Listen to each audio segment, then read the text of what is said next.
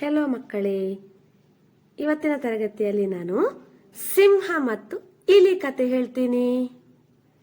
ಒಂದು ದಿನ ಒಂದು ಸಿಂಹ ಕಾಡಿನಲ್ಲಿ ಮಲಗಿತ್ತು. ಒಂದು ಚಿಕ್ಕ ಇಲಿ ಆಟವಾಡುತ್ತಾ ಸಿಂಹದ ಮೇಲೆ ಓಡಿತು. ಸಿಂಹ ಕೆರಳಿ ಎಚ್ಚರವಾಗಿ ಇಲಿಯನ್ನು ಹಿಡಿದಿತು.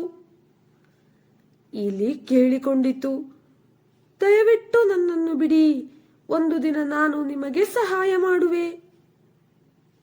ಆಗ ಸಿಂಹ, ಏನು, ನೀನು ನನಗೆ ಸಹಾಯ ಮಾಡುವೆಯಾ, ಹಹಹಹಹ ಎಂದು ನಕ್ಕಿತು.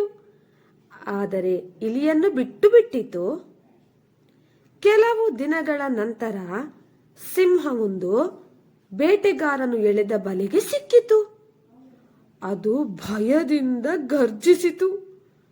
ಆ ಗರ್ಜನೆಯನ್ನು ಕೇಳಿದ ಚಿಕ್ಕ ಇಲಿ ಬಂದು ತನ್ನ ಹಲ್ಲುಗಳಿಂದ ಬಲೆಯನ್ನು ಕತ್ತರಿಸಿತು.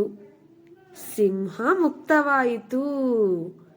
ನೀತಿ ಪಾಠ: ಸಣ್ಣ ಸ್ನೇಹಿತರು ಸಹ ಮಹಾನ್ ಸಹಾಯಕರಾಗಬಹುದು. ಸಣ್ಣ ಸಣ್ಣ ಸ್ನೇಹಿತರು ಕೂಡ ಮಹಾನ್ ಸಹಾಯಕರಾಗಬಹುದು. English version. The story of the lion and the mouse. One day, a lion was sleeping in the forest. A little mouse ran over the lion while playing.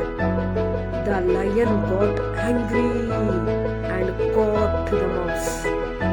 The mouse asked, "Please, please, let me go.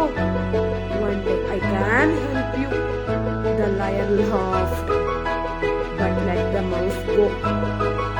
A few days later, a lion got caught in a trap that had been drawn by a hunter. It roared in fear. Hearing that roar, the little mouse came and cut the net with its teeth, and the lion was free. Lesson: even small friends can be great helpers. Thank you for watching. Subscribe my channel, please.